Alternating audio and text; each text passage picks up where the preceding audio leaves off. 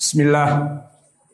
Innal hamdalillah nahmaduhu wa nasta'inuhu wa nastaghfiruh wa na'udzu billahi min syururi anfusina wa min sayyiati a'malina. May yahdihillahu fala mudhillalah wa may yudlil fala hadiyalah. Wa asyhadu an la ilaha illallah wahdahu la syarikalah wa asyhadu anna Muhammadan abduhu wa rasuluh, amma ba'd. Alhamdulillah, pada kesempatan hari ini, hari ke-9 dari bulan Mei 2024, bertepatan dengan tanggal 1 Dzulqa'dah 1445 Hijriah. Kita lanjutkan pertemuan kita di pertemuan yang kedua bersama ikhwanuna di Tangerang. Maka pembahasan malam ini bertemakan tentang menghidupkan sunnah dan mematikan kebid'ahan. Maka ketahuilah ya ibadallah, bahwa sesungguhnya segala dari kebaikan ada pada mengikuti Nabi kita Muhammadin sallallahu alaihi wa ala alihi wasallam. So all the goodness lies is following the prophet. Maka segala kebaikan itu mutlak dengan mengikuti Nabi kita Muhammadin sallallahu alaihi wa ala alihi wasallam. Maka dalilnya seperti Allah berfirman di surat Al-Ahzab, A'udzu billahi minasyaitonir rajim min hamzihi wa nafthihi wa nafthihi. Laqad kana lakum fi rasulillahi uswatun hasanah liman kana yarjullaha wal yawmal akhir wa dzakarallaha katsira. Maka di dalam ayat yang kami baca tadi adalah qiraah Hafs an Asim yang antum hafal, dan di sana ada qiraah yang lain seperti qiraah Ibnu Katsir Al-Makki dan juga qiraah Abu Ja'far yang mana dibaca dengan laqad kana lakum fi rasulillahi iswatun hasanah liman kana yarjullaha wal yawmal akhir. Maka di sini di qiraah Ibnu Katsir dibaca dengan laqad kana lakum, dinamakan dengan mim silatul mim al-jama'. Dan tadi yang kita baca juga atau tidak tadi kita tidak membaca qiraah Ibnu Katsir. Maka kalau di Fatihah qiraah Ibnu Katsir dibaca siratal ladzina an'amta 'alaihim ghairil maghdubi 'alaihim waladdallin. Maka dibaca 'alaihim. Dan begitupun di sini laqad kana lakumu. Dan ini semuanya Al-Quran dari ucapan Allah. Dan Jibril di saat menurunkan ayat Al-Ahzab ini dibacakan kepada Nabi seperti tadi. Laqad kana lakum fi Rasulillah uswatun hasanah, seperti yang antum hafal di qiraah Hafs an Asim dan juga tadi qiraah Ibnu Katsir dan Abu Ja'far. Laqad kana lakumu fi Rasulillah iswatun hasanah. Maka dibaca di sini dengan kasroh, iswatun hasanah. Dan begitupun di qiraah yang lain, qiraah Warsh an-Nafi', maka dibaca dengan laqad kana lakum fi rasulillahi iswatun hasanah liman kana yarjullaha wal yawmal akhir wa dzakarallaha katsira. Maka di sana ditarqiq ra, bukan katsira tetapi katsira. Dan juga wal yaumal akhir, panjang di sini karena mad badal, dan juga panjang dikarenakan mad badal, dan juga ada an-naql, bukan yaumal akhir tetapi yaumal akhir.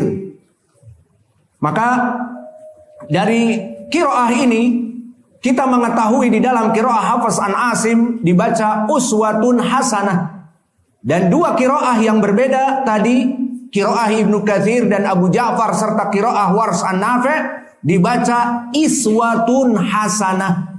Maka di sini tidak merubah makna dan tidak merubah arti. Dan bahkan itu yang diturunkan dulu Jibril kepada Nabi Muhammad dalam 7 dialek Arab. Maka Arab mempunyai dialek seperti bahasa Indonesia mempunyai dialek.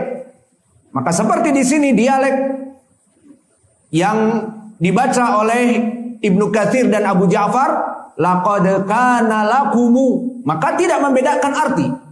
Iswatun hasanah tidak membedakan arti. Maka inilah dari 3 qiraah yang kita berikan, maka kalimat uswatun hasanah dan kalimat iswatun hasanah tidak mempunyai perbedaan makna.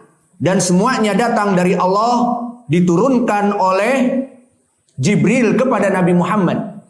Lalu maknanya apa? Laqad kana lakum fi Rasulillah uswatun hasanah atau iswatun hasanah. Maka bagi kalian contoh yang baik dari Nabi Muhammad sallallahu alaihi wasallam. Bagi kalian yang mengharapkan pertemuan dengan Allah di hari akhirah. Barang siapa yang mengharap pertemuan dengan Allah dan mendapatkan balasan di hari akhirah, maka ini dari makna yang sama. Dan ini menjadi pendalilan bahwa Rasulullah uswatun hasanah atau a good example. Maka ahlu sunnah wal jamaah as-salafiyah, mereka mempunyai qudwah. Mereka mempunyai a good example. Siapa uswatun hasanah? Nabi kita Muhammad sallallahu alaihi wasallam. Maka oleh sebab itu, apa-apa yang datang dari Nabi kita Muhammadin sallallahu alaihi wasallam, baik yang wajib maka kita amalkan, dan baik yang diharamkan maka kita tinggalkan. So, what is obligatory, we do it. And what is the forbidden, so we leave it. Maka apa yang datang dari Nabi yang diperintahkan wajib kita laksanakan.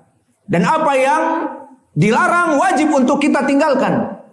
Seperti ucapan Allah, "Wa ma atakumur rasul fakhudhuh wa ma nahakum anhu fantahu." Maka apa-apa yang datang dari perintah Nabi laksanakan. Dan apa-apa yang dilarang oleh Nabi maka tinggalkan. Maka ini application dari sifat kita sebagai seorang ahlu sunnah wal jamaah. Maka harus kita melaksanakan apa-apa yang diperintahkan oleh Allah dan menjauhi dari segala larangan yang dilarang oleh Allah. Maka sebab itu kita sebagai ahli sunnah diperintahkan untuk menghidupkan sunnah dan mematikan bid'ah.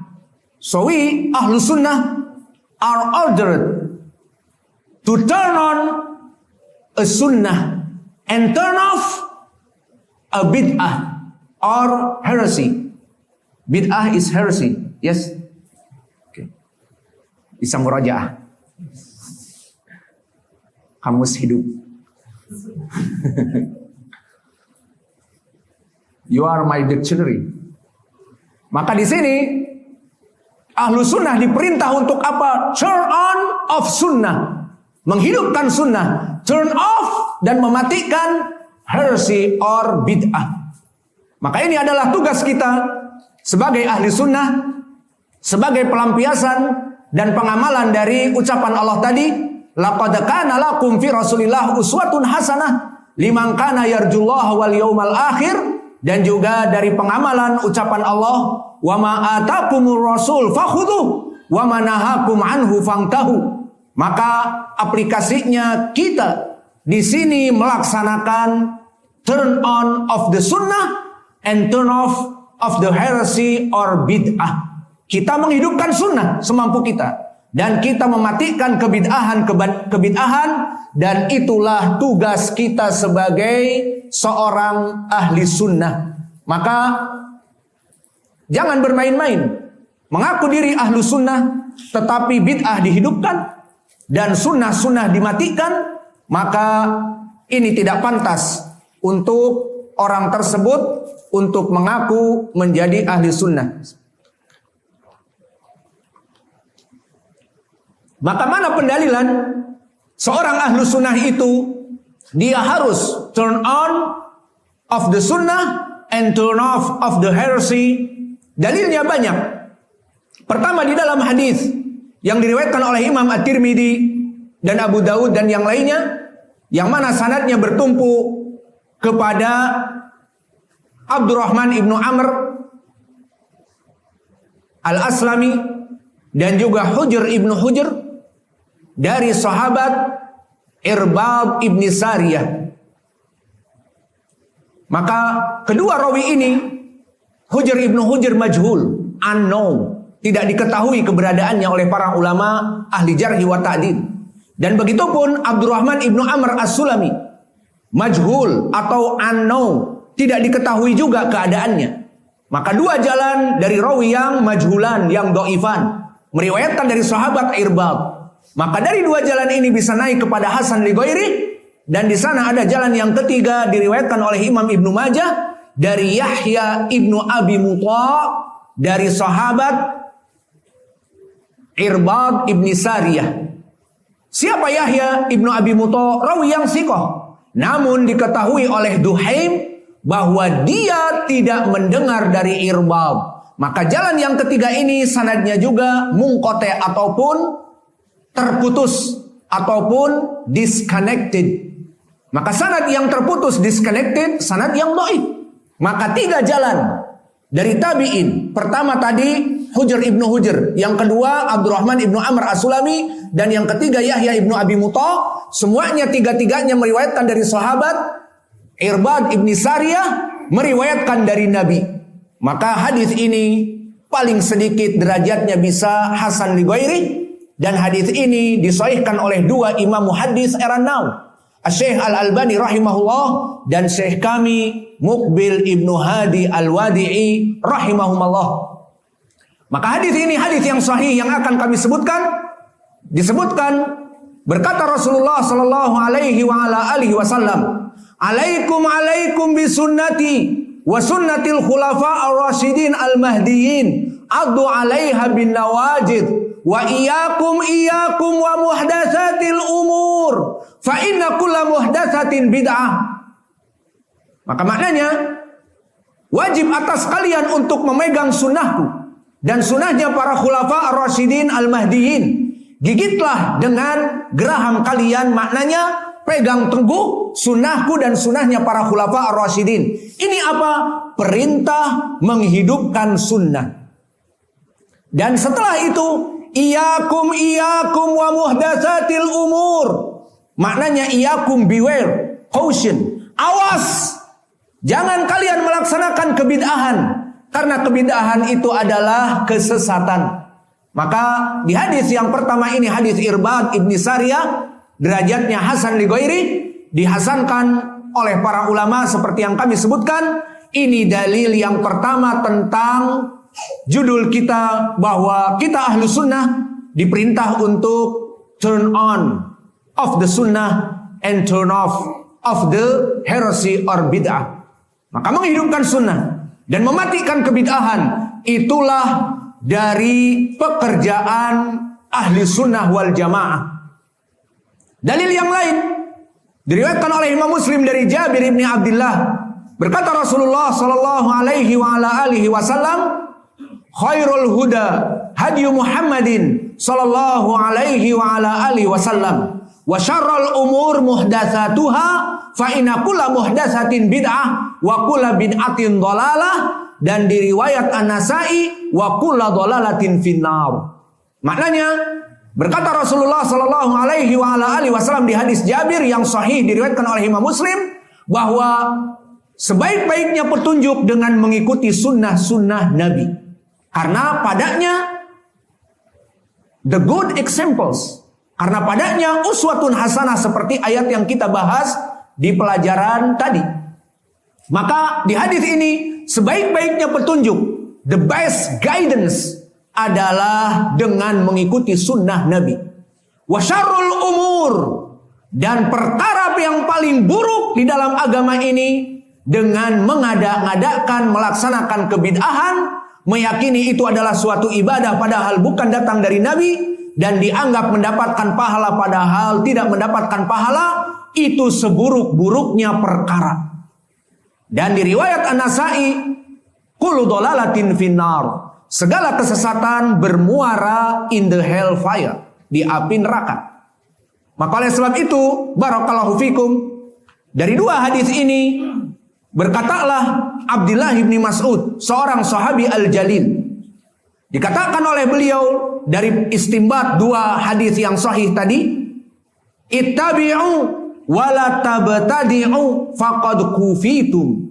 Maka cukuplah bagi kalian untuk hanya mengikuti Nabi saja dalam beragama. Wala tabtadi'u, janganlah kalian melaksanakan innovation of the religion. Janganlah kalian melaksanakan inovasi-inovasi kebid'ahan di dalam agama, karena itu perkara yang buruk. Maka Innova dikurangi si, dia mobil yang keren. Namun innovation ada si-nya, apalagi of the religion yang mengandung di dalam agama, berinovasi dalam beragama, maka dia kebid'ahan, heresy yang wajib kita matikan, dan disebutkan di hadis wa syarrul umur muhdatsatuha. Maka berkata Ibnu Mas'ud, kalian itu ittabi'u, dan jangan kalian itu wala tabtadi'u, membuat innovation of the religion, membuat kebid'ahan, faqad kufitum, maka cukuplah dengan mengikuti sunnah, nikmat. Kita hanya diperintah mengikuti, jangan membuat-buat syariah, karena kita bukan ahli membuat syariah, dan kita hanya diperintah untuk mengikuti. Maka asar dari Ibnu Mas'ud ini asar yang sahih, datang dari berbagai jalan. Jalan yang pertama diriwayatkan oleh Ashabus Sunan dari Al-A'mash, dari Habib ibnu Abi Thabit, dari Abi Abdurrahman, dari Abdullah ibni Mas'ud. Maka semua rijalnya thiqat kecuali Al-A'mash, Sulaiman ibnu Mihran, dan dia mudallis, dan Habib ibnu Abi Thabit juga mudallis. Maka meriwayatkan dengan an tadi, berarti riwayatnya terputus. Namun telah datang jalan yang lain, diriwayatkan oleh oleh Abu Haythamah di dalam Kitabul Ilm, dari jalan Jarir anil Ala an Hamad an Ibrahim an Abdullah bin Mas'ud. Maka Hamad di sini Ibnu Salamah imam meriwayatkan dari Ibrahim Ibnu Yazid An-Nakhai imam dari Ibnu Mas'ud. Maka dikatakan oleh Ibnu Mas'ud tadi, ittabi'u wala tabtadi'u faqad kufitum. Maka oleh sebab itu wahai kaum muslimin, ittabi'u, cukup kita hanya mengikuti, follow the prophet, mengikuti Nabi Muhammad sallallahu alaihi wa ala alihi wasallam saja. Dan jangan membuat perkara-perkara innovation of the religion, karena itu perkara yang bid'ah. Jangan membuat-buat perkara. Maka agama ini mudah, hanya mengikuti, tidak membuat inovasi. Maka di sini dari ucapan sahabat ini, cukuplah kita hanya mengikuti, follow of the prophet, mengikuti Nabi. Maka di sini kita akan memberikan contoh bagaimana dulu as-salafus saleh, terutama contohnya para sahabat. Mereka menghidupkan sunnah dengan ittiba saja, hanya mengikuti Nabi saja, dan apa? Mematikan kebid'ahan semampunya. Maka lihat bagaimana para sahabat follow of the prophet, hanya mengikuti sami'na wa ata'na wa ata'na wa fa'alna. Kita mendengar darimu ya Rasulullah, dan mentaati ya Rasulullah, dan mengamalkannya ya Rasulullah. Dari contoh-contoh bagaimana para sahabat mereka menghidupkan sunnah dan mematikan kebid'ahan, maka yang pertama telah datang hadis dari Ummi Habibah. Dan hadis dari Ummi Habibah hadis yang muttafaqun alaih. Di saat Ummu Habibah mendengar dari Nabi. Berkata Rasulullah sallallahu alaihi wa ala alihi wasallam, "Man shalla 12 rakaah." Barang siapa yang salat 12 rakaah minan nawafil, maknanya dari rawatib, dari sunnah sebelum fajar 2 rakaat, dan sunnah qabla duhur 2 rakaah, dan sunnah setelah duhur 2 rakaah, sunnah sebelum asar 2 rakaah, sunnah sebelum maghrib 2 rakaah, dan sunnah setelah isya 2 rakaah. Ada 12. Dan ada tambahan di antara hadis-hadis 4 rakaat sebelum asar misalnya. Maka yang jelas hanya barang siapa yang melaksanakan 12 rakaat saja, banallahu baitan au qasron fil jannah. Allah akan membangunkan orang yang melaksanakan 12 rakaat tadi setelah wajibat, setelah sholat yang wajib, 12 rakaat yang sunnah yang tadi kami jelaskan di mana tempat-tempatnya, maka Allah akan membangunkan villa, Allah akan membangunkan istana di surga, bukan di Bogor, tapi di surga. Maka di surga tempat yang sangat indah dan pahala yang besar Allah berikan dikarenakan apa? Melaksanakan 12 rakaah tadi. Mana poin depan pendalilannya? What is the point? The point is Ummu Salamah said bahwa ana la atrukahunna lan atrukahunna mundu sami'tu min Rasulillahi sallallahu alaihi wa ala alihi wasallam anhinna. Maka aku tidak pernah meninggalkan 12 dari salat yang diperintahkan oleh Nabi kepadaku, maka aku tidak pernah meninggalkannya semenjak aku mendengar dari Nabi Muhammadin sallallahu alaihi wa ala alihi wasallam. Maka ini bagaimana para sahabat, they follow the prophet. Mereka mengikuti sunnah-sunnah dari Nabi Muhammadin sallallahu alaihi wa ala alihi wasallam. Dan kisah yang kedua, Abu Sa'idin Al-Khudri, ditambah dengan tagyirul munkar, menghancurkan kebid'ahan semampunya. Disebutkan di dalam hadis yang diriwayatkan oleh Imam Muslim an Abi Sa'idin Al-Khudri. Maka dikatakan oleh Abu Sa'id, mina sunnah fi salatil id al-fitr wal adha, kana Rasulullah sallallahu alaihi wa ala alihi wasallam yusalli summa yaktubu. Bahwa dari sunnah Nabi Muhammad sallallahu alaihi wa ala alihi wasallam dulu melaksanakan sholat id, bahwa Nabi melaksanakan sholat id terlebih dahulu, kemudian dia melaksanakan khutbah. Dan di sini hukumnya khutbah bukan wajib, maka boleh bagi kaum muslimin untuk pulang, untuk segera menyembelih kambing ataupun sapi ataupun untanya.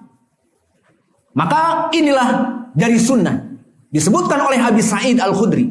Kemudian diriwayatkan oleh Imam Muslim bahwa dia dulu terjadi kejadian di mana amir pemimpin dia adalah Marwan Ibnul Hakam. Yang mana Marwan Ibnul Hakam melaksanakan kebid'ahan dan sudah meniatkan, di mana dia memerintahkan kepada Katsir Ibnu Salat yang merupakan dari penggawanya, kepercayaannya, atau menteri dan sebagainya. Maka diperintahkan oleh Marwan Ibnul Hakam agar membuat mimbar dari tin, dari tanah. Tidak membawa seperti mimbar, tapi membuat dari tanah. Dan dia sudah menginformasikan akan melaksanakan khutbah dulu seperti sholat Jum'ah, baru setelah itu sholat. Kenapa? Agar kaum muslimin mendengar khutbahnya semuanya. Karena mereka mau sholat id kan? Dengar khutbah dulu, baru setelah itu sholat. Menyelisihi sunnah. Maka berkata Abu Sa'id Al-Khudri di riwayat Muslim, maka di saat Marwan Ibnul Hakam dan dia menjadi imam dan Amirul Mukminin pada zaman itu di Madinah, pemimpin dari Madinah, amir di Madinah, gubernur dari Madinah, maka dia ingin melaksanakan bid'ah ini, di mana dia datang ke arah mimbar yang dia buat sama penggawanya tadi, Ibnu Salt, agar dia naik untuk memberikan khutbah dahulu, agar semua kaum muslimin tidak ada yang meninggalkannya. Maka di saat dia naik, datang Abu Sa'id Al-Khudri. Maka dia dengan penuh kesopanan kepada Amir. Terbayang sekarang di sini kita tagirul mungkar kepada Pak Presiden atau Pak Menteri atau kepada gubernur. Karena dia gubernur Madinah pada saat itu, bukan Amirul Mukminin. Maka di sini tetap dia menghormati pemimpin, tidak seperti Khawarij yang bahkan mungkin membunuhnya, seperti Ali radhiyallahu anhu dibunuh oleh Khawarij, Utsman dibunuh oleh Khawarij. Maka di sini Abi Sa'id Al-Khudri menyampaikan hak, wala yakhafu laumata laimin, dan tidak takut kepada celaan dan cercaan, tegakkan hak. Dan ini sahabat zaman dulu menegakkan hak.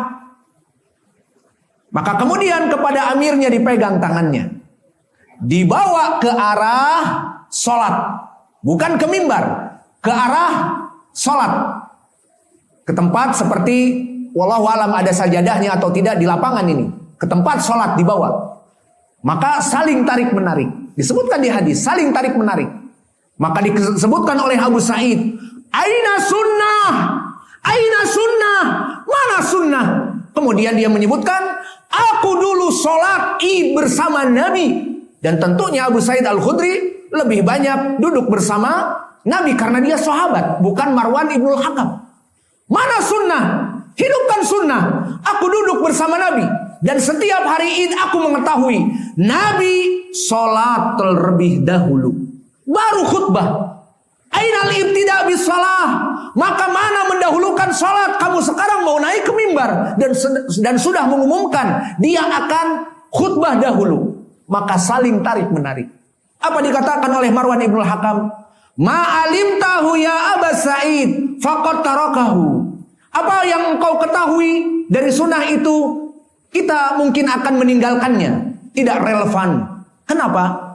Karena orang akan meninggalkan kita. Kalau khutbah dulu, kalau salat dulu, setelah salat hukumnya sunnah mendengarkan khutbah, maka orang akan berdiri minta izin mau menyembelih sembelihannya. Karena sunnah setelah selesai dari salat, sunnahnya memakan dari daging. Maka kalau mendengar khutbah lama 1 jam, setengah jam dan sebagainya, kapan menyembelih? Maka di sini dia berniat untuk melaksanakan khutbah terlebih dahulu agar orang menunggu salat. Jadinya tidak ada yang keluar. Karena salat Id wajib. Mendengar khutbah tidak wajib. Akhirnya tarik menarik dan keluar ucapan itu, marahlah Abu Sa'id Al-Khudri, walladzi nafsi biyadihi, apa yang aku dengar wa masami'tu min Rasulillah fahuwa haqqun, itu adalah kebenaran. Bukan seperti kamu sudah tidak relevan dengan zaman. Apa yang kamu ketahui lebih baik ditinggal, kita dahulukan dari khutbah baru sholat. Maka akhirnya Abu Sa'id Al-Khudri meninggalkan majelis tersebut. Wallahu alam bagaimana keadaannya, yang jelas itulah dari kisah bagaimana para sahabat menghidupkan sunnah, turn on of the sunnah and turn off of the heresy of the bid'ah. Kisah yang ketiga. Maka di kisah yang ketiga yang terjadi dengan Umar Ibnul Khattab. Maka suatu hari Umar Ibnul Khattab melihat Nabi Muhammad sallallahu alaihi wa ala alihi wasallam yang hadisnya muttafaqun alaih mencium dari Hajar Aswad. Maka di hadis disebutkan karena Umar yakbilu Hajar Aswad. Umar yang gagah, berani dan sangat jelas antara ketauhidan dengan kesyirikan mencium Hajarul Aswad. Setelah mencium apa yang dia katakan, wallah ini a'lamu annaka la tadur wa la tanfa. Demi Allah wahai Hajar Aswad, kamu aku cium tadi, wallah kamu tidak memberikan manfaat untukku. Dengan mencium aku dapat dolar, dapat Benjamin Franklin, tidak. Atau dengan tidak mencium aku akan menjadi miskin, fakir dan papa, tidak. Wallah ini a'lamu annaka la tudur wa la tanfa. Aku mengetahui kamu tidak bermanfaat jika dicium dan tidak bermanfaat jika aku tidak mencium kamu. Walaula ra'aitu Rasulullah sallallahu alaihi wa ala alihi wasallam qabalak ma qabaltuka abada. Maka jika aku tidak melihat Nabi mencium kamu, maka ngapain juga aku ini mencium kamu? Kamu tidak bermanfaat, dicium dan tidak dicium. Tapi karena ittiba as-sunnah, maka Umar yang keras follow, mengikuti, tidak arogan, tidak sombong, tidak itu Hajar Aswad tidak bermanfaat. Tapi karena dia melihat Nabi, seorang Nabi yang dikatakan di ayat wa ma atakumur rasul fakhudhu, apa-apa yang datang dari Nabi ambillah. Laqad kana lakum fi Rasulillah uswatun hasanah. Ada the good examples, uswatun hasanah, suri tauladan dari Nabi. Nabi mencium Hajar Aswad, maka dia pun mencium Hajar Aswad, namun memberikan komentar, kamu tidak bermanfaat apapun kepadaku. Aku cium, gak aku cium, kamu tidak akan memberikan manfaat wala madarat. Tapi kenapa aku tetap mencium kamu? Karena Nabi mencium kamu. This is the follow of the prophet. Maka dikarenakan mengikuti dari sunnah Nabi Muhammadin sallallahu alaihi wa ala alihi wasallam. Adapun contoh yang berikutnya juga tentang permasalahan bagaimana Nabi sholat dengan sandal. Maka sholat dengan sandal dari sunnah. Dan begitu pun diikuti oleh para sahabatnya. Maka para sahabatnya sholat dengan sandal. Maka di dalam hadis yang diriwayatkan oleh Imam Abi Daud dari Shaddad ibnu Aus, seorang sahabi, meriwayatkan dari Nabi Muhammadin sallallahu alaihi wa ala alihi wasallam, "Shallu fi ni'alikum khaliful yahud." Shallu fi ni'alikum. Pray with your slippers or your shoes. Untuk apa? Differ from the Jews. Menyelisihi dari Jews, Yahud. Dan di riwayat An-Nasai from the Nasara. Dan juga dari orang-orang Nasara. Di dalam hadis ini, hadis yang sahih, disahihkan oleh Syekh kami Muqbil Al-Wadi'i. Maka hadis ini menunjukkan perintah Nabi agar kita menyelisihi ibadahnya dari kaum al-Yahud wan Nasara. Maka penjeda dalam peribadatan kita, salat, kita salat, dan mereka pun punya salat. Maka salatnya kita dengan sandal dan salat mereka tidak pernah menggunakan sandal. Dan ini adalah asal ataupun asas dari penjedaan jenis ibadah seperti contohnya puasa.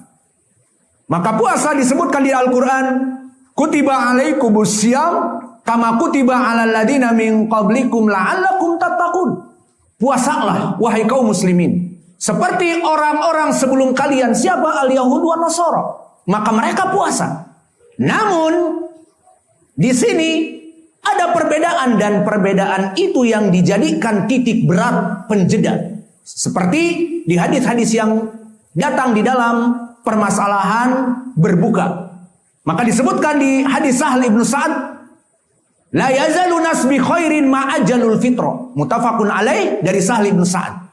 Selama kaum muslimin melaksanakan iftarus shaim, terbenam matahari gurubati syams, buka dengan cepat, itulah dalam keadaan sunnahku. Di riwayat Imam Ibnu Huzaimah disebutkan, wa amal yahud fa innahum yang tadiruna bi iftarihi an-nujum. Adapun orang-orang Yahud, maka mereka menunggu buka mereka sampai terbenam matahari dan tidak terlihat asyafaqil ahmar atau kemerah-merahan, sehingga terbit bulan-bulan, bintang-bintang, dan jika ada bulan terlihat bulan dengan jelas, itulah waktu berbuka mereka. Kapan? Waktu malam merayap, waktu Isya dan setelahnya. Maka di sini dijelaskan bahwa yang mengikuti sunnah berbuka puasa di saat matahari tenggelam langsung, itulah yang mengikuti sunnahku. Dan yang mengikuti sunnah Yahud, dan ini Syiah Ar-Rafidah. Dan kami melihatnya di Yaman. Maka di Yaman di saat kami keluar dari pondok pesantren Imam Mukbil misalnya, ada keperluan, dan dulu juga dikarenakan ada keperluan, maka kami berbuka di Masjid Ahli Sunnah dengan adzan maghrib. Setelah kami sholat maghrib dan kita makan berat, maka kami mendengar setelah selesai makan berat hampir setengah jam lagi kepada Isya, mendengar adzan, dan saya pikir itu adzan Isya. Pas saya tanya, itu adzan apa? Adzan maghrib. Loh, kok adzan seperti ini? Itulah Syiah Ar-Rafidah. Maka di sini kita mengetahui bahwa Syiah Ar-Rafidah mengikuti Yahud. Kapan mereka berbuka puasa? Di saat bintang-bintang mulai bertebaran menjelang Isya. Nah, di sini poin pendalilan. Kita ini menjeda puasa, sama-sama diperintah puasa. Namun berbuka, ibadah kita berbuka berbeda dengan mereka. Dan begitu pun diriwayatkan oleh Imam Muslim dari Abdullah bin Amr atau dari Amr ibn al-As, bapaknya, dikatakan fa'inal farq bainana wa baina ahli alkitab fi siyam as-sahur, bahwa penjeda dan pembeda antara puasanya seorang muslim dengan puasanya orang-orang ahli kitab musyrikin adalah sahur bagi kaum muslimin. Dohirnya haula al-kufar al-yahud wa nasara, they have fasting, ibadah untuk berpuasa. Namun bedanya kaum muslimin diperintah untuk sahur dan mereka tidak sahur. Maka di sini kita melaksanakan penjedaan, melaksanakan sahur dan iftar secara takjil, mendengar adzan langsung berbuka, itu adalah sunnah yang diinginkan di dalam Islam, menyelisihi lifestyle, gaya hidup mereka dalam beribadah. Ini adalah poin yang diinginkan di dalam syariat. Begitupun sholat. Maka mereka orang Yahud sholat, naam. Mereka An-Nasara sholat, naam. Di masjid-masjid mereka ataupun kanisah mereka. Maka kaum muslimin pun sholat. Orang Yahud dan Nasara sholat. Namun Allah dan Rasulnya menginginkan penjeda. Apa? Di hadis Shaddad ibnu Aus tadi, sallu fi ni'alikum khaliful yahud fa innahum la yusalluna bi ni'alihim wala khifafihim. Maka salatlah kalian dengan sandal-sandal kalian, karena orang Yahud dan Nasara tidak pernah melaksanakan salat dengan sandal. Maka mulai dari sekarang antum mengaku ahli sunnah, salatlah dengan sandal meskipun kalian salat sendiri-sendiri, salat duha di rumah kalian ataupun salat tahajud. Maka salatlah dengan sandal, atau di saat salat di lapangan, salat id, atau mungkin di masjid, sepakat meskipun sekali dalam seumur hidup. Adapun di masjid kami di Imam Mukbil Al-Wadi'i di Darmasraya Sumatera Barat, masjid kami gunakan salat dengan sandal, menghidupkan sunnah yang termatikan. Alhamdulillah, salat dengan sandal tetap bersih. Alhamdulillah, salat dengan sandal keramiknya tetap celing, karena memang ada petugas untuk membersihkan. Alhamdulillah, bisa menghidupkan sunnah dan tetap bersih. Sehingga mereka orang-orang yang mungkin alergi dengan sunnah mengatakan, jadi kotor masjidnya, jorok, bla bla bla. Maka kita jawab bahwa kita menghidupkan sunnah dan kita menjaga kebersihan. Alhamdulillah. Maka ini perintah dari Nabi. Lalu mana kalau mereka para sahabat follow the prophet, mereka mengikuti sunnah Nabi ini? Telah datang diriwayatkan oleh Imam Ahmad di dalam musnadnya dari jalan Yazid wahwa ibnu Harun, Imam hadatsana Hamad, dan dia Hamad ibnu Salamah, Imam an Abi Nu'amah an Abi Nadrah dari Abi Sa'id Al-Khudri. Maka disebutkan oleh Abi Sa'id Al-Khudri, "Sholaina ma'a Rasulillah sallallahu alaihi wa ala alihi wasallam wa huwa yusolli bini'al wa nahnu nusolli bini'alina." Kami sholat bersama Nabi di sholat wajib. Dan Nabi Muhammad sholat dengan sandal, dan kami pun para sahabat sholat dengan sandal-sandal kami. Kemudian pada saat itu Roma Rasulullah sallallahu alaihi wa ala alihi wasallam ni'ala, bahwa Nabi melemparkan sandalnya ke sebelah kiri. Fara'a dzalika as-sahabah faramu ni'alahum. Maka lihat the follow to the prophet. Melihat Nabi sendirian imam di depannya, melempar sendalnya ke sebelah kiri. Semua sahabat melemparkan sendal-sendal mereka yang mereka pakai. Falamantaha, setelah selesai dari salat, maka Nabi berpaling kepada mereka dan mengatakan, "Mada sana'tum?" Apa yang kalian lakukan dengan melempar sandal-sandal kalian? Apa jawab mereka? "Ya Rasulullah, anta sholaita bini alik fa sholaina bini alina, wa anta romaita ni alak fa romaina ni alana ittiba'an bi sunnah." Subhanallah. Ya Rasulullah, di saat Nabi mengatakan, apa yang terjadi dengan kalian? Melempar sendal-sendal kalian semuanya. Dikatakan oleh para sahabat, "Ya Rasulullah, kami sholat dengan sandal mengikuti sunnahmu. Dan di saat sholat kamu melemparkan sendal, kami pun melemparkan sendal-sendal kami mengikuti sunnahmu." Subhanallah. Apa kata Nabi? "Adapun aku, kenapa aku melemparkan sendalku? Datang Jibril yukhbiruni. Fa inna fini alik qadrah. Fa inna fini alik qadrah. Pada sandal kamu ada najis wahai Muhammad. Maka aku melepaskannya, tidak boleh salat baik pakaian, baik tempat dan badan dalam keadaan najis." Maka dia menyimpan sandal yang dia pakai di sebelah kirinya dilempar. Para sahabat tidak tahu apa sebab, maka langsung ittiba bis sunnah. Siap antum seperti ini mengikuti sunnah. Meskipun ada sebab, tapi dia tidak mengetahuinya para sahabat. Ya sudah, semuanya melempar sendal-sendal mengikuti sunnah Nabi. Maka di sini menjadi pendalilan, hadis ini hadis yang sahih, bahwa Nabi Muhammad Shallallahu Alaihi Wasallam jika melaksanakan sesuatu sunnah, mengucapkan sesuatu laksanakan ini sunnah, para sahabat tidak diam. Maka mereka menghidupkan sunnah-sunnah semampu mereka. Adzan dulu, silahkan. Bismillah, alhamdulillah, wassalatu wassalamu ala rasulillah wa ala alihi wa sahbihi wa man walah. Wa ashhadu an la ilaha illallah wahdahu la syarikalah. Wa ashhadu anna Muhammadan abduhu wa rasuluh, amma ba'd. Maka kita masuk kepada sesi yang kedua ba'da adzanil isya. Maka kita berikan conclusion ataupun resum ataupun al-ikhtisar ataupun ringkasan ataupun intisari dari pelajaran yang terdahulu. Maka di pelajaran yang terdahulu telah kita bahas tentang bagaimana bahwa kita sebagai ahli sunnah wal jamaah diberikan oleh Allah qudwah hasanah, a good example, uswatun hasanah, di dalam surat Al-Ahzab yang kita berikan tadi.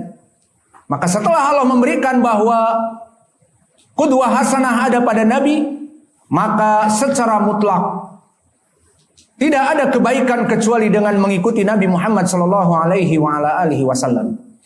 Dan telah kita jelaskan di chapter 2 bab yang kedua tentang permasalahan kita sebagai ahlu sunnah diperintah untuk melaksanakan penghidupan sunnah dan mematikan kebid'ahan. And in chapter 3, di chapter bab yang ketiga, kita sebutkan dengan pendalilan bahwa bagaimana dulu para sahabat melaksanakan ittiba, melaksanakan follow of the prophet, mengikuti sunnah-sunnah Nabi tanpa terkecuali. Maka telah kami sebutkan bagaimana dulu para sahabat mengikuti sunnah-sunnah Nabi. Tidak pernah mendengar ini sunnah Nabi kemudian mereka tinggalkan. Seperti Ummu Habibah. Tidak pernah meninggalkan 12 rakaat sampai dia meninggal. Selama mendengar dari Nabi itu sunnah dia laksanakan. Dan Abu Sa'id Al-Khudri tidak takut kepada pemimpinnya. Maka dia menasihati pemimpinnya bahwa yang sunnah sholat id itu dengan sholat dulu. Al-ibtida bis sholat. Bukan sholat. Bukan ceramah dulu. Dan begitu pun kita sebutkan tadi. Bagaimana para sahabat mengikuti Nabi dalam sholat dengan sandal. Di saat Nabi melempar sandal pun semuanya melempar sandal. Yang penting follow the sunnah. Padahal kasusnya lain. Ada qadarah, ada najis pada sendal Nabi. Dan sendal-sendal para sahabat apakah bernajis semuanya? Jawabnya tidak. Namun this the follow of the prophet. Maka sekarang kita masuk kepada bab yang keempat. The chapter 4. Perkara yang sangat penting. Bahwa pelajarannya seperti matematik, antara sunnah dengan bid'ah, maka dia bergaris lurus. Jika menghidupkan sunnah, maka akan termatikan kebid'ahan. Dan jika suatu kaum mematikan sunnah, kebid'ahan akan menyebar dan akan hidup sporadis. Bagaikan jamur-jamur di musim hujan dan rumput-rumput di musim hujan. Tumbuh di mana-mana kebid'ahan di saat dimatikan sunnah. Dan jika dimatikan sunnah dan dilaksanakan kebid'ahan, maka the next generation, anak-anak kita dan cucu-cucu kita akan mendapati sunnah itu bahkan menjadi bid'ah. Maka awas. Ini pelajaran yang sangat penting. You know the meaning? So sunnah and bid'ah or and heresy are directly opportunity. If people practice heresy, so the sunnah will be killed. If people turn off the sunnah, then the sunnah is considered heresy. You know now? Ya, alhamdulillah. Maka di sini antara sunnah dengan bid'ah, dia itu bertolak belakang. Seseorang menghidupkan sunnah, bid'ah dibabat, mampus. Namun jika sunnah dimatikan, kebid'ahan akan tumbuh, menjamur di musim penghujan. Dan bahkan sunnah yang dimatikan itu, jika suatu hari kita kembali kepada sunnah itu dianggap, hei, kau melaksanakan bid'ah. Tidak, ini sunnah. Mana sunnah? Tidak ada orang yang melaksanakan perkara seperti ini. Dan ini sesuai dengan ucapan seorang salaf, dan intinya dia datang dari Nabi tadi. Alaikum bisunnati wa sunnatil khulafa ar-rasyidin al-mahdiyyin wa iyyakum wa muhdatsatil umur. Hidupkan sunnah, karena jika tidak menghidupkan sunnah akan tumbuh bid'ah. Namun lebih jelas lagi disebutkan oleh salaf kita Hasan ibnu Atiyah, seorang salafus saleh yang mengatakan, mabtada'a qaumun, tidaklah seseorang melaksanakan atau suatu kaum melaksanakan kebid'ahan fi dinihim, dalam agama mereka, illa naza'allah min sunnatihim mislaha.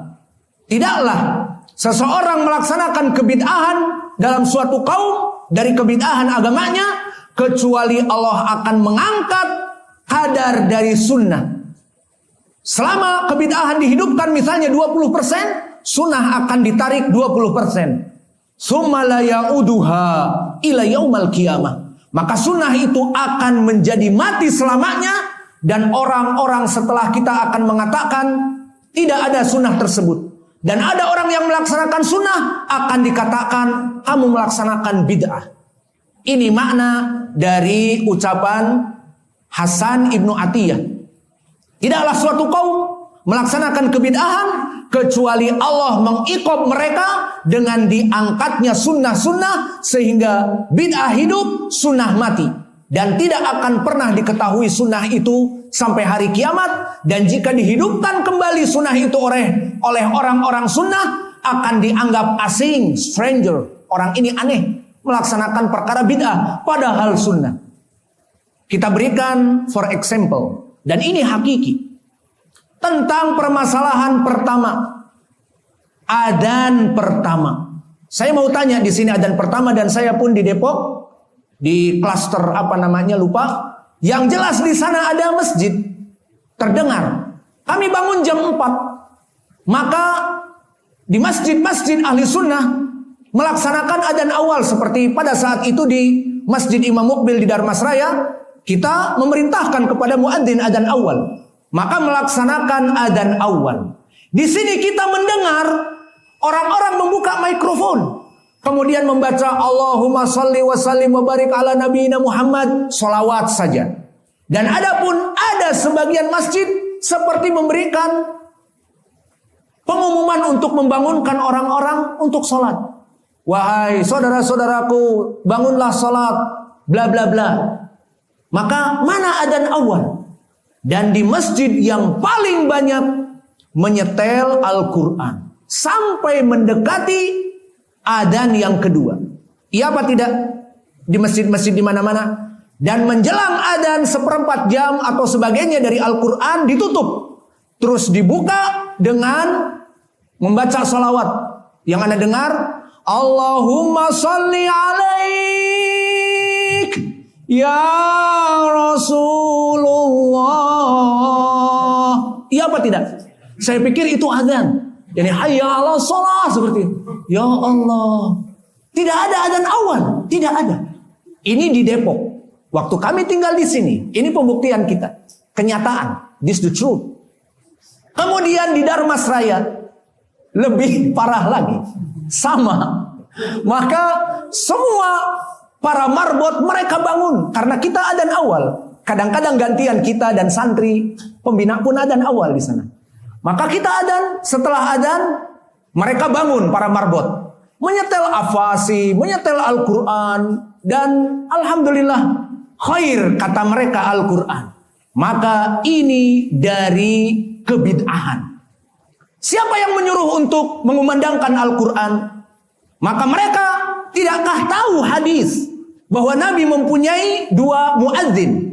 Maka hadis-hadisnya muttafaqun alaih dari berbagai sahabat, dari Abi Hurairah, dari Aisyah, dari Ibnu Abbas dan yang lainnya. Berkata para sahabat, kana li Rasulullah muadzinan, bahwa untuk Rasulullah itu ada 2 muadzin. Bilal yuadzin fil lail wa Ibnu Ummi Maktum yuadzin fi al-fajr. Bahwa Bilal adzan di adzan yang pertama dan Ibnu Ummi Maktum di adzan yang kedua. Di berbagai hadis muttafaqun alaih, Nabi mempunyai 2 muadzin. Keduanya mengumandangkan adzan. Maka adzan yang pertama dari sunnah. Dan sekarang kebid'ahan merata dengan menyetel dari Al-Quran atau tadi sholawatan atau dengan suara bangun-bangun dan sebagainya seperti sahur-sahur. Maka ini dari kebid'ahan. Dan lihat dengan kaidah tadi bahwa kebid'ahan disebutkan Hasan Ibnu Atiyah, jika terjadi pada suatu kaum maka berbanding lurus sunnah akan diangkat dan dimatikan. Sekarang saya mau tanya, terus bertahun-tahun bahkan berjalan dekade, berjalan 100 tahun, next generation anak-anak kita sudah tidak mengetahui sunnahnya adzan awal. Iya apa tidak? Selama mereka bangun jam 4 Al-Quran, mereka bangun jam 4 ada sholawat-sholawat, maka mereka berpikir bahwa itu dari sunnah. Naam aula. Maka di saat mereka pada saat itu mempelajari sunnah dan mereka ingin mengamalkan di masjidnya, maka yang biasanya didengarkan dendangkan Al-Quran oleh marbot, maka dia menghidupkan sunnah. Marbot, jangan, aku akan adzan awal. Oh jangan, nanti orang akan gimana? Gak peduli. Akhirnya dia adzan awal dengan as-salatu khairu minan naum. Maka setelah itu dojja wasojja, maka ribut satu kampung. Datang ke DKM, itu anak baru kemarin sore adzan. Kita sudah berpuluh-puluh tahun, jam 4 itu tidak ada adzan awal. Quran, sholawat, itu yang baik. Itu sekarang pada persepsi manusia. Ya apa tidak? Itulah kenapa kita ahlu sunnah menghidupkan sunnah, follow the prophet. Karena kaidah tadi, jika kita meninggalkan sunnah, sunnah akan termatikan dan kebid'ahan baru akan datang. Apa? Bahwa melantunkan Al-Quran jam 4 itu sunnah, sholawatan itu sunnah, pujian-pujian itu sunnah. Dan tadi kami sebutkan di akhir, bahkan orang yang menghidupkan sunnah pada saat itu akan disangka bid'ah. Seperti tadi contohnya, semua orang kampung datang ke masjid, ke DKM itu, siapa anak tadi yang adzan?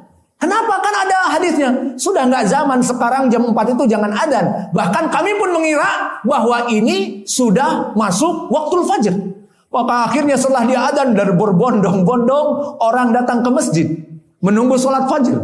Ternyata kamu yang adzan awal. Akhirnya menghidupkan sunnah bermasalah dikira bid'ah. Naam aula, yes or not?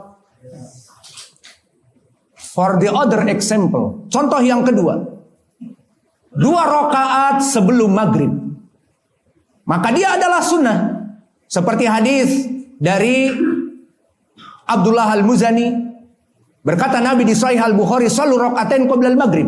Salatlah 2 rakaat sebelum maghrib. 3 kali, kemudian di ujungnya dikatakan liman syaa, bagi yang mau.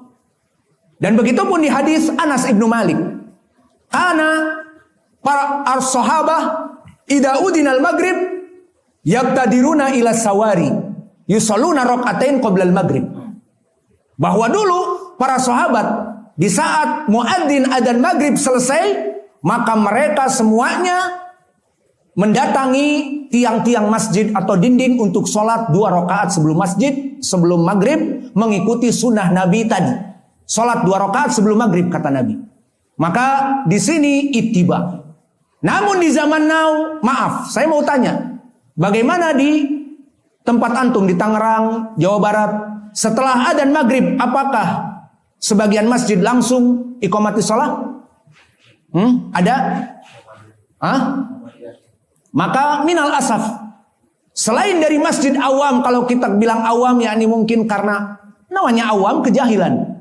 Namun intisab kepada ormas-ormas tertentu yang mengaku mempunyai ilmu dan mufti, maka mereka seperti wallahu alam ormas siapa, namun saya dari Bandung, saya tahu dari dulu Ahasan, kelompok Persis meninggalkan untuk sholat 2 rakaat ini. Dan di saat kami datang ke Bandung setelah dari Yaman, ya alhamdulillah kita bernegosiasi dengan pemimpin cabang yang muda sama-sama, karena kita juga udah tua, udah 40 tahun, kita udah tua.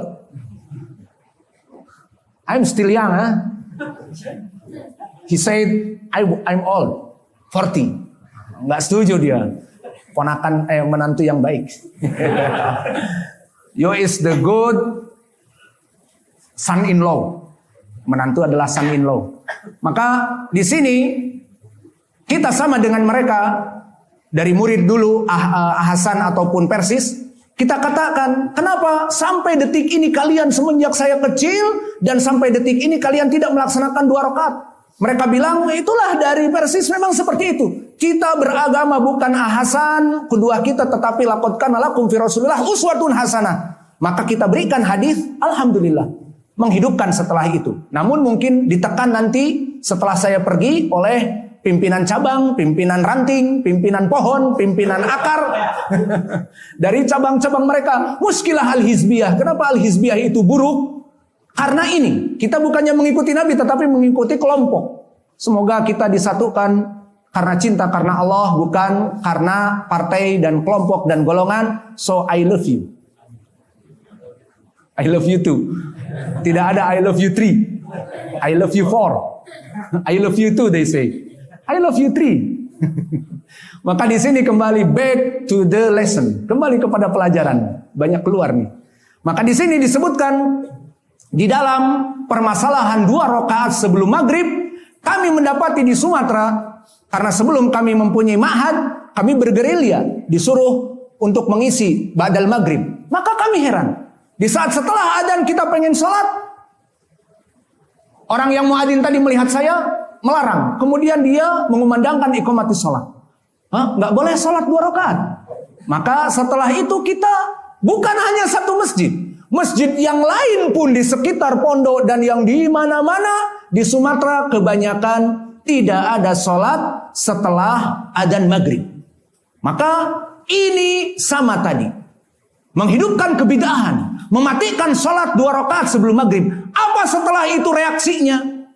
Kita dan the next generation kita yang mengetahui sunnah Abdullah Al-Muzani tadi sholat 2 rakaat, di saat dia sholat 2 rakaat akan dikatakan itu sunnah dari mana? Kamu melaksanakan bid'ah. Naam aula? Ya apa tidak? Yes or not? Naam. Dan begitu pun yang menghidupkan kebid'ahan, dia akan mematikan sunnah. Ini contoh yang lain. Tadi mematikan bid'ah, mematikan sunnah, menghidupkan kebid'ahan. Ini kebalik, menghidupkan bid'ah, otomatis dia akan mematikan sunnah. Ini the other example. Apa contohnya? Di bulan puasa yang ramai, di waktu sahur apa? Imsak. Antum tahu apa makna imsak? Imsak itu in English constipation. Maknanya bebel. Tidak bisa keluar BAB, ngejen. Nah, itu namanya imsak in Arabic.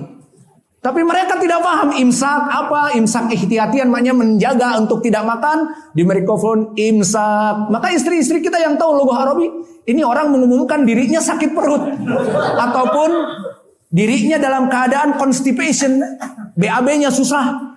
Maka imsak, aku dalam keadaan BAB susah. Imsak, aku dalam keadaan BAB susah. Seperti itu maknanya.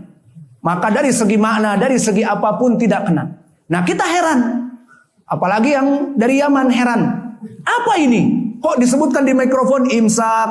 Kapan? 1/4 jam, 10 menit atau 20 menit sebelum adzan yang kedua. Naam atau tidak?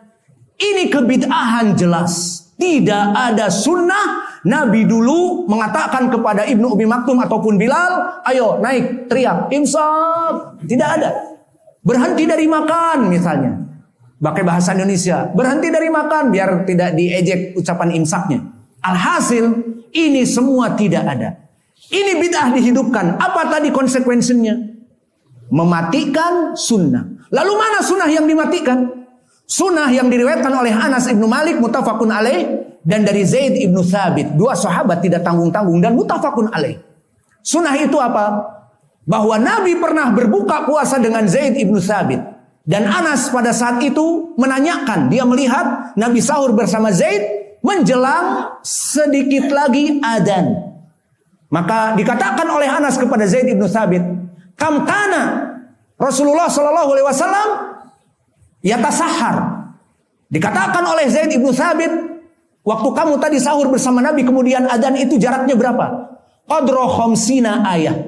Sekitar membaca 50 ayat. Coba antum membaca 50 ayat. Maka membaca 50 ayat sekitar 10 menit. Sekitar 15 menit. Apalagi jika juz amma. Qul huwallahu ahad 1. Allahu somad 2. Lam yalid walam yulad sudah 4. Terus naik ke atas. 50 ayat dibaca dalam keadaan 10 menit ataupun 15 menit. Maka disitulah waktu sunnah kita makan sahur. Justru mereka mengatakan imsak, keluar dari meja makan. Pergi untuk wudu, gosok gigi, pergi ke masjid, mandi dan sebagainya dari junub. Maka itu yang diinginkan. Maka barang siapa yang menghidupkan kebid'ahan seperti imsak, ihtiyati, maka dia mematikan sunnah apa? Sunnah sahur di waktu akhir. Dan sahur di waktu akhir adalah barokah. Seperti hadis yang muttafaqun alaih disebutkan oleh Nabi bahwa tasaharu fa inna fi sahuri barokah. Maka inilah dari contoh aplikasi bagaimana ucapan Hasan ibnu Atiyah yang menghidupkan kebid'ahan berarti mematikan sunnah. Dan yang mematikan sunnah berarti menghidupkan kebid'ahan. Sudah selesai waktu? Hah? Atau tambah? The last chapter. Ya, chapter bab yang terakhir. Hah? Ya, bab yang terakhir. Tidak ada yang merasa kesempitan. Alhamdulillah. Berarti kita masuk kepada the last chapter, Abdurrahman. Apa? Fadlu ihya'i sunnah wa imatatil bidah. Beneficial turn on of the sunnah and turn off of the heresy. Keutamaan menghidupkan sunnah dan mematikan kebid'ahan. Pertama, mereka orang-orang yang menghidupkan sunnah Nabi secara mutlak. Baik sunnah yang wajib dia hidupkan, sunnah yang mustahab, maknanya yang bukan wajib atau yang halal, dan meninggalkan yang muharram atau yang makruh, itu dinamakan sunnah. Karena makna sunnah adalah path of the Nabi Muhammad sallallahu alaihi wasallam. Dia adalah guidance dari Nabi yang mana bisa menjadi hukumnya haram, hukumnya halal, hukumnya wajib, hukumnya makruh, dan hukumnya sunnah ataupun mustahab itu sendiri. Semuanya dinamakan sunnah karena datang dari Nabi. Maka menjauhi riba karena ada sunnah, itu pun menghidupkan sunnah. Maksudnya menjauhi dari larangan makan riba. Dan seterusnya. Itu contoh dari menghidupkan sunnah. Maka barang siapa yang menghidupkan sunnah dan mematikan kebid'ahan, mempunyai beneficial, mempunyai keutamaan. Keutamaan yang pertama di dunia, sabilu al-mahabbah au sabilu li mahabbatillah wa magfiratuhu lidunubihi. Maka dari keutamaan mereka orang-orang yang menghidupkan sunnah, Allah Jalla wa'ala akan mencintainya. Dan Allah Jalla wa'ala akan mengampuninya dari dosa-dosanya. Mana dalilnya seperti datang di dalam ayat, Qul in kuntum tuhibbunallah fattabi'uni yuhibbukumullah wa yaghfir lakum dzunubakum. Qul, katakanlah wahai Muhammad, in kuntum tuhibbunallah fattabi'uni. Jika kalian ingin dicintai oleh Allah, mudah. Apa? Follow me. Ittabi'uni. Ikuti sunnah-sunnahku. Wa yaghfir lakum dzunubakum. Selain dicintai oleh Allah, diampuni juga dosa-dosanya. Maka di dalam ayat ini, katakanlah wahai Muhammad, jika para umatmu menginginkan aku, kata Allah, mencintai mereka, mudah. Apa?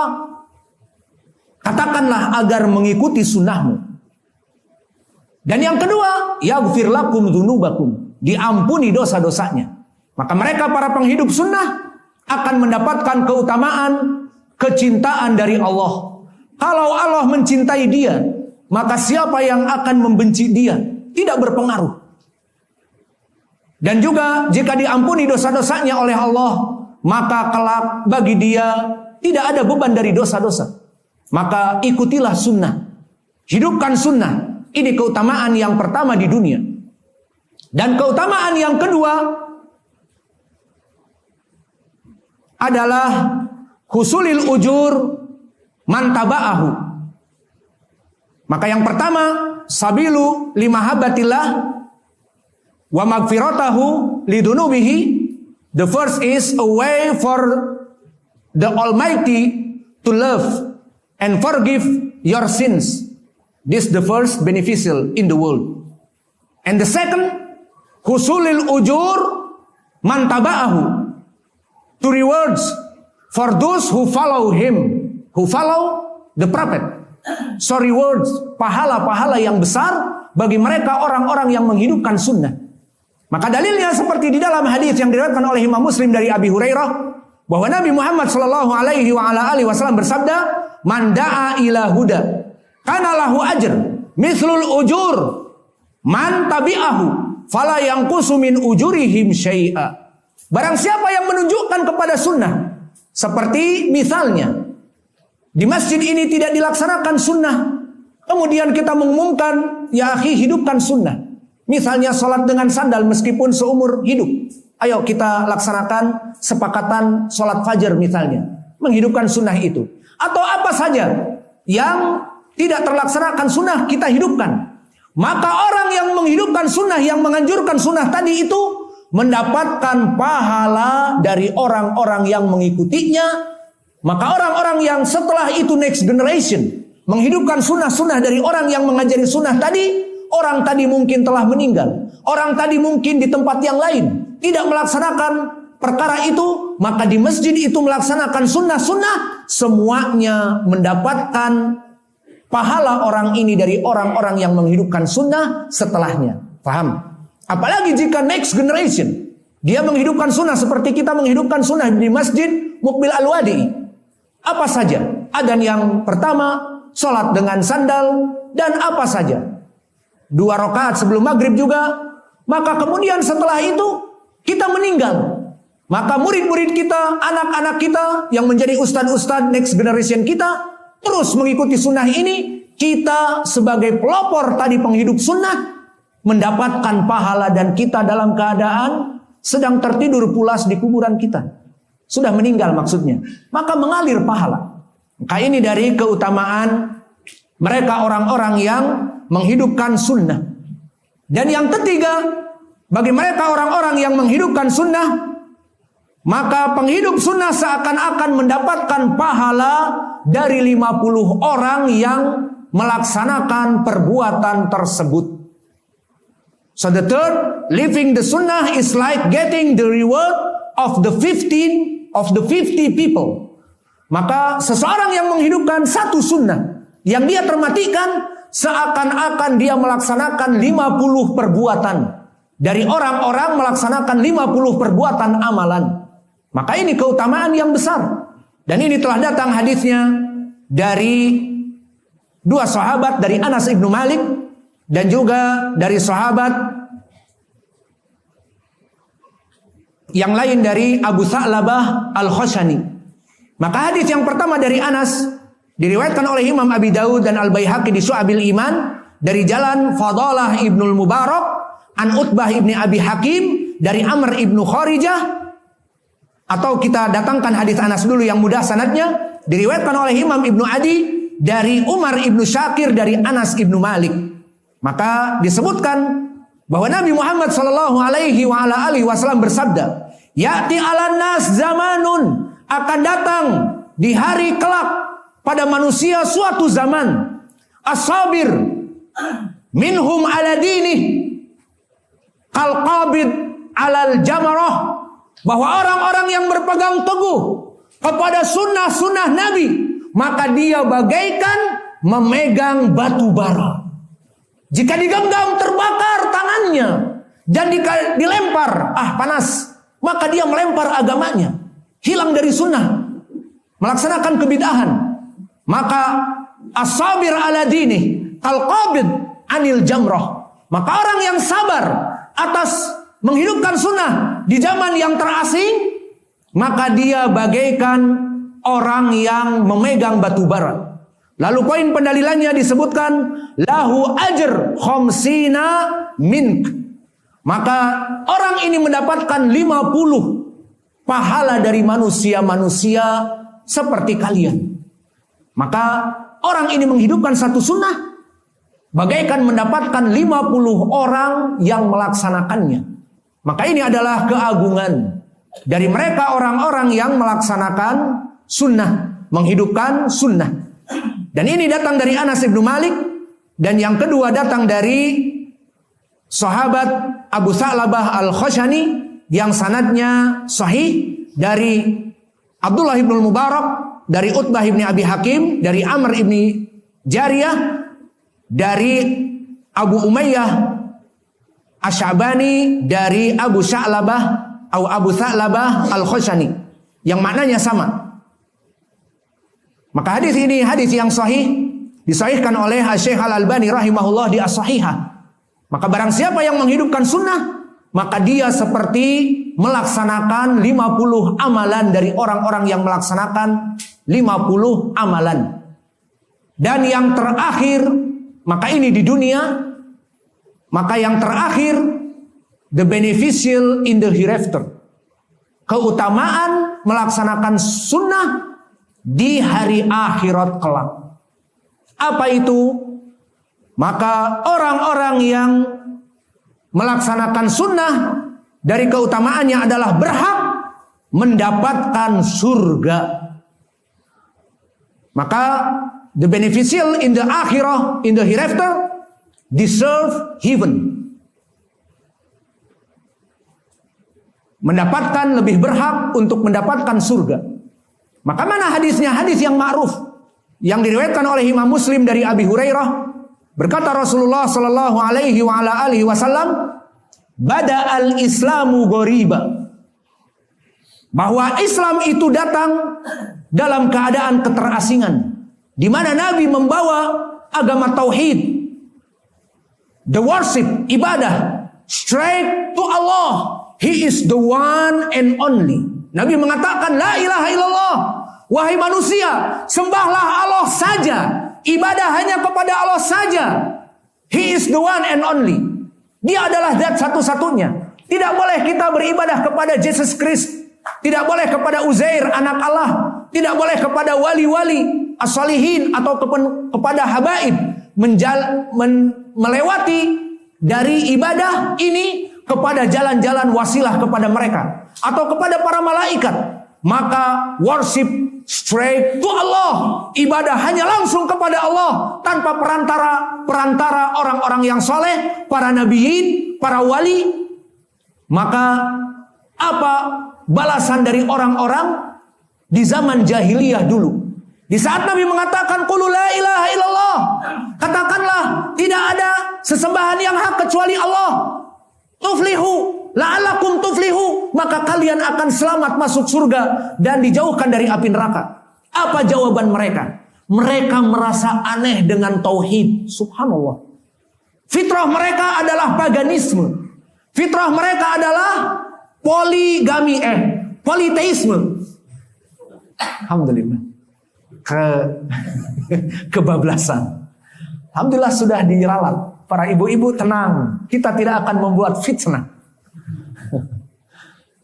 Maka di sini orang-orang di zaman jahiliyah, mereka sudah meresap di hati mereka politeism, melaksanakan peribadatan kepada Allah yang banyak, dan mereka tidak menginginkan untuk monoteism, satu Tuhan, satu Rob.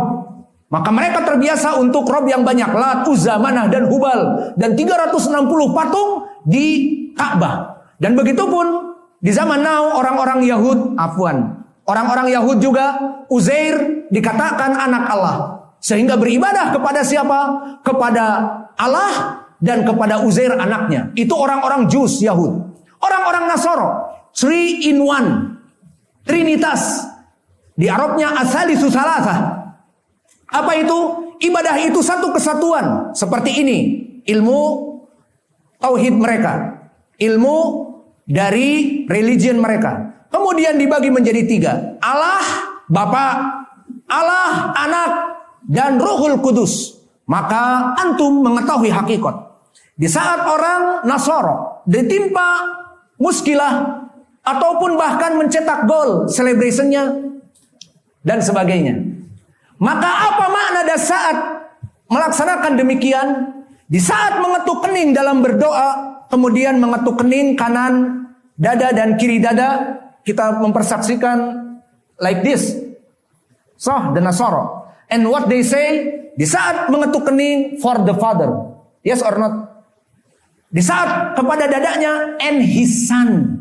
Di saat kepada dada kirinya and the spirit and the soul of the spirit. Ini keyakinan mereka. Maka mereka berdoa mau makan. Bahkan celebration mencetak gol. Seperti itu. Apa maknanya syirik? Asal itu salata. Ibadahnya dia, rasa syukurnya dia mencetak gol dan sebagainya diberikan kepada asal itu salata. Apa itu? For the father, untuk sang ayah. And his son, dan anaknya Jesus Christ. And the soul of the spirit, terjadi khilaf. Pertama katanya malaikat Jibril, dan yang kedua katanya istrinya Allah dari Bunda Maria. Maka ini ucapan kesyirikan asalisu salasa. Maka di Al-Quran disebutkan laqad kafarul ladina qalu asalisu salasa. Telah kufur, keluar dari Islam yang mengatakan Allah itu tiga padahal satu, ataupun diistilahkan dengan Trinitas, ataupun kita sebutkan dengan 3 in 1, ada sampo, ada kondisionernya, dan ada satu lagi apa? Al-muhim 3 in 1 dalam beribadah. Ini kekufuran, kesyirikan. Maka straight to Allah. Ibadah di dalam Islam hanya kepada Allah dikerucutkan. Just to Allah. Tidak butuh kepada anaknya, tidak butuh kepada istrinya Allah, tidak butuh. Maka mereka membagi untuk Allah Bapa, untuk anaknya, dan untuk istrinya atau malaikat Ruhul Kudus, yakni Jibril. Alhasil, pada zaman itu, di saat Nabi mengatakan qul la ilaha illallah tuflihu, katakanlah wahai orang-orang musyrik kufar Quraisy, la ilaha illallah, tidak ada sembahan yang hak kecuali Allah, kalian akan selamat masuk surga. Apa jawaban mereka? Dinukilkan jawaban mereka di Al-Quran di surat Shad. Apa itu? Aja'alal alihata ilaha wahida inna hadha la syai'un ujab. Ya Muhammad, Aja'ala alihatan ilaha wahidan. Kamu ingin kami menjadikan peribadatan itu kepada Rob yang satu? He is the one and only, kepada Allah yang hanya satu-satunya. Inna hada, sesungguhnya perintah kamu itu, seruan kamu itu untuk bertauhid. Inna hada la syai'un ujab. This is unbelievable. Ini adalah perkara tidak masuk di akal. Menunjukkan mereka sudah addiction. Sudah hati-hati mereka kecanduan dengan politeisme, dengan penyembahan kepada Allah yang banyak. Maka akhirnya ini makna dari ayat, dari hadis, bada al-islamu ghoriba. Islam datang dengan perkara yang terasing. Mengajak kepada sesembahan hanya Allah saja asing. Aja'alal alihata ilahan wahidan inna hadala syai'un ujab. Kamu ini aneh ya Muhammad, mengajak kepada sesembahan Allah yang satu. Kita nih punya Lat, Uzza, Manah dan Hubal. Dan begitu pun orang-orang di zaman now seperti orang-orang Hindu yang mereka beriman dan meyakini kepada politeisme dari rob-rob, dari ilah-ilah, dari Tuhan-Tuhan yang dinamakan dengan dewa-dewa, yang mana dewa-dewa mereka itu datangnya dari mana? Dari hasil karya sastra masterpiece yang dibuat oleh Begawan. Kitab apa? Mahabharata. Maka mereka meyakini Siwa, dewa Siwa, dewa pencipta alam raya, dinamakan Mayapada. Dan mereka meyakini bahwa Wisnu yang menjaga dari alam Mayapada, beribadah kepada dewa Siwa yang menciptakan, dan dewa Wisnu yang menjaga. Dan dewa Wisnu ini, jika di Mayapada ada gonjang-ganjing, dia akan avatar. Apa avatar itu? Dia akan menyusup kepada manusia. Di saat datang Rahwana, gonjang-ganjing di dunia Mayapada dengan keangkara murkaan Rahwana. Mereka yakini itu. Maka diutuslah Wisnu jadi avatar Ramayana, membela Sinta, kekasihnya. Terjadilah perang di Alengkadirja, dibantu oleh Hanoman dan bala bantuan dari monyet-monyetnya. Setelah itu, mereka meyakini bahwa Mayapada ini dibikinkan api sebagai the power untuk kehidupan. Siapa? Dewa Brahma, dewa api. Dan butuh kepada dewa Guntur, dewa Indra. Dan mereka beribadah kepada dewa Surya. Bukan dewa Garpit, Surya, tapi dewa matahari. Dan juga mereka beriman kepada dewa Aswin, dewa angin. Dan Dewi Sri, perempuan, dewi kesuburan, agar padi-padi mereka subur. Maka ini yang ada politeisme until this time bagi mereka orang-orang Hindu. Maka mereka meyakini kepada Siwa, ibadah, kepada Wisnu, ibadah, kepada yang lainnya, ibadah.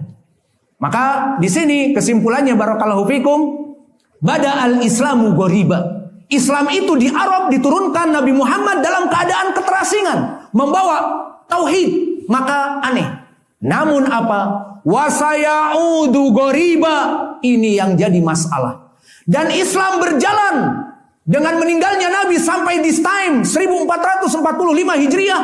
Maka Islam, agama tauhid tetap ada. Namun sebagian sunnah-sunnah dianggap stranger. Dianggap orang yang menghidupkan sunnah, orang yang asing. Maka ini hadis Nabi. Wasayaudu ghoriba. Maka agama Islam akan dianggap asing kembali. Sholat 2 rakaat sebelum maghrib aneh. Adzan awal aneh. Harusnya Quran dinyalakan atau salawat. Maka di sini akan menjadi keanehan-keanehan dari ajaran Islam. Dan yang terakhir, dan ini the point is fatuba lil ghuraba. Maka tuba bagi orang-orang yang aneh pada saat itu melaksanakan sunnah, menghidupkan sunnah. Mana wajah pendalilannya? The meaning of tuba disebutkan oleh Ibnul Athir di dalam kitabnya Nihayah, ismun lil jannah, the name of the paradise. Maka makna fatuba lil ghuraba, maka tuba, maka surgalah bagi orang-orang yang menghidupkan sunnah dalam keadaan terasing.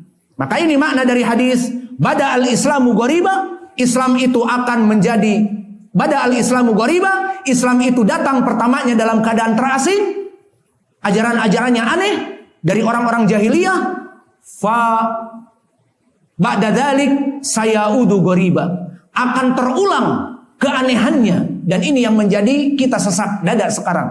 Dihidupkan bid'ah-bid'ah, sunnah menjadi aneh. Maka apa? Fatuba lil ghuraba, maka bagi mereka orang-orang yang dalam keadaan keanehan melaksanakan jenggot aneh, disebut kambing, dan begitupun istrinya menggunakan hijab. Kok ada Naruto bersama istrinya ninja di sini? Dan juga orang-orang yang menaikkan dari atas mata kaki, digulung, kebanjiran, cingkrang, dan seterusnya. Maka dia sabar dengan celaan-celaan dan keanehan-keanehan. Fatuba lil ghuraba. Maka makna tadi tuba adalah nama dari surga, the name of the paradise. This the point, beneficial in the hereafter. Orang-orang yang asing, yang tidak peduli, la yakhafu laumata laimin, menghidupkan sunnah, namun dicela dan didera dan dicaci, maka tidak peduli, yang penting menghidupkan sunnah. Maka tuba lil ghuraba adalah surga, nama lain surga untuk mereka orang-orang yang stranger, orang-orang yang aneh. Maka inilah yang mungkin bisa kita berikan. Wa naktafi ila huna wa jazakumullahu khaira wa barak